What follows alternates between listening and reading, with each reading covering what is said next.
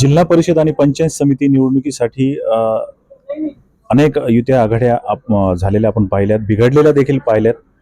वैजापूर तालुक्यामध्ये आपण बघितलं तर अनेक युत्या आघाड्या घडताना बिघडताना देखील या ठिकाणी पाहायला मिळाल्या आहेत. नमस्कार, मी संजय पगारे आणि आपण पाहत आहात वैजापूर टाइम्स. सध्या वैजापूर तालुक्यातील शिरूर गटामध्ये मनसेनं भाजपला या ठिकाणी आपला पाठिंबा दिलेला आहे.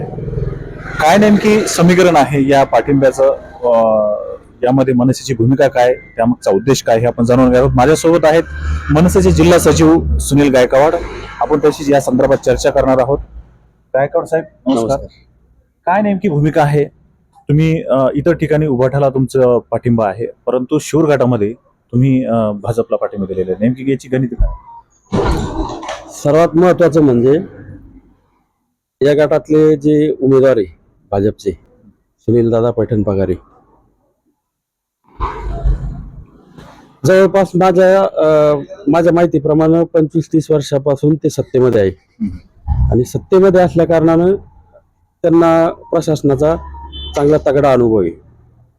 आणि आता सध्याचं जे वातावरण चालू आहे, आज ह्या पक्षात दिसतं कोणी तर उद्या लगेच दुसऱ्या पक्षात, त्या माणसाला मी जेव्हापासून बघतोय ना तेव्हापासून तो त्या पक्षाशी एकनिष्ठ आहे आणि जनतेशी सुद्धा प्रामाणिक आहे, सुनील दादा पैठण पगारे.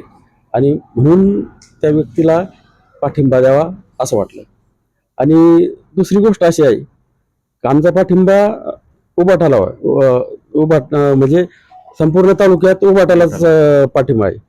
परंतु मी तर काही त्यांना काही फोन नाही केला, परंतु आमचे शेतकरी सेने मनसे जिल्हाध्यक्ष आवारे पाटील असतील, आमचे तालुका अध्यक्ष अनिल पाटील वाळूंज असतील, यांनी दोघांनी बी त्यांना 2-3 वेळेस फोन केले. आणि 2-3 वेळेस फोन करूनही ते जर उपलब्ध होत नसेल, आता तर ते फक्त उमेदवारच आहे. उद्या जर ते जिल्हा परिषद जर सदस्य झाले, आमच्या सारख्याच जर फोन आता उचलत नाही, मला एक सांगा, सर्वसामान्य माणसाचे ते काय फोन उचलणार आहे? आणि फोन न उचलणार तर त्यांना भेटायला कुठे जायचं नेमकं?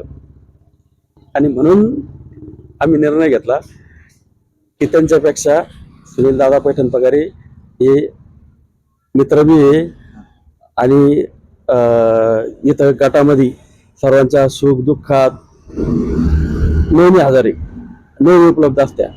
आणि जे दुसरे उमेदवार आहे ना, हे कधी त्यांच्या गाडीची काच बी खाली नाही होत आणि ते कधी या सर्कलमध्ये कधी दिसत पण नाही.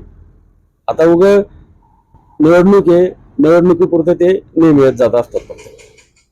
आपण एक बघितलं तर अनेक उमेदवार जे सहभागी आघाडीतले युतीतले जे घटक पक्ष आहेत, त्यांचे जे स्वतःहून कॉन्टॅक्ट करतात, तर त्यांना सोबत घेण्याचा प्रयत्न करतात. परंतु तुम्ही सांगताय का आम्ही स्वतःहून संजय पाटील निकम यांना कॉल करण्याचा प्रयत्न करत होतो, तुम्ही नाव नाही घेतलं तरी. अशा परिस्थितीत त्यांनी कॉल न उचलणं, नेमकी काय असेल त्यांची भूमिका? तुम्हाला काय वाटतं? तुमचं नेमकी त्यांचे संपर्क कमी आहे किंवा काय तुमचं यापूर्वीचं काय असेल? काय संपर्कात नाही फक्त. आणि आमच्या सारखे असे संपर्क नाही तर जे मतदार आहे, जे सर्वसामान्य जनता आहे, त्यांच्या सारख्यांशी काय संपर्क असणार आहे त्यांचा? 4 महिन्यापूर्वी ते शिंदे सेनेत दाखल झाले आणि लगेच उमेदवारीच्या तोडावर, म्हणजे शेवटच्या दिवशी ते क्षणी त्यांनी लगेच उभाठामध्ये जाऊन हे घेतलेलं आहे, तिकीट घेतलेलं आहे. काय वाटतं तुम्हाला ह्या दोन्ही घटनावर तुम्ही बघितलं तर 4 महिन्यात 2 वेळा पक्ष बदललेत? मुळात मला त्यांच्यावर बोलायचंच नव्हतं, म्हणून मी सुनील दादाच्या बाबतीत बोललो. 25-30 वर्षापासून त्या माणसाला मी बघतो, त्या व्यक्तीला मी बघतो, पक्षाशी बी एकनिष्ठ आहे आणि जनतेशी बी प्रामाणिक आहे. म्हणूनच त्या व्यक्तीला पाठिंबा दिला आणि या व्यक्तीचा पाठिंबा काढून घेतला. ही मी फक्त वैजापूर तालुक्यातल्या शिरूर गटासाठी आहे, ही फक्त शिरूर गटासाठी आणि ह्या व्यक्तीसाठी. म्हणजे तुम्ही पक्ष म्हणून पाठिंबा दिला का व्यक्ती म्हणून पाठिंबा? नाही, आम्ही व्यक्ती म्हणून बी आणि पक्ष म्हणून बी पाठिंबा दिला. काही असे काही तुमच्या तडजोड झाल्या, काही तुम्हाला आम्ही पाठिंबा देतो किंवा तुम्ही आम्हाला यासाठी मदत करा? 100%. ज्यावेळेस सुनील दादाला फोन केला, त्यांच्याबरोबर आम्ही बैठक घेतली आणि त्यांना सांगितलं तुम्ही शिवरमध्ये ज्या पद्धतीनं कामं केलेली आहेत त्यांना सांगितलं तुम्ही शिवर गावाविषयी तुम्हाला जे प्रेम आहे तेच प्रेम तुम्ही खंडाळ्याला दिलं पाहिजे. जो निधी तुम्ही शिवरमध्ये आणणार आहे तोच निधी तुम्ही खंडाळ्यासारख्या ठिकाणी पण दिला पाहिजे, अशा चर्चा झाल्या आमच्याशी. आणि त्यांनी आमच्या हे सगळ्या मागण्या त्यांनी मान्य केल्या आणि म्हणून आम्ही त्यांना पाठिंबा दिला. अनेकदा असं बोललं जातं की शिरूरमध्ये सुनील पेठ वगैरे यांचं चांगलं कार्य आहे. अनेक गल्लोगल्ली गावागावात गट्टू बसवले गेले आहेत, स्मारकांची चांगली व्यवस्था झालेली आणि चांगल्या प्रकारची योजना त्यांच्या पर्यंत पोहोचवणं, जनतेपर्यंत पोहोचवण्याचं काम सुनील पेठ वगैरे केलं. खंड्यामध्ये अशी काय अपेक्षा आहे तुम्हाला की खंड्यामध्ये प्रामुख्याने ते काम झालं पाहिजे त्यांच्या माध्यमातून? त्यांच्या कामाच्या मुद्द्यावरच त्यांना आम्ही पाठिंबा दिलेला आहे.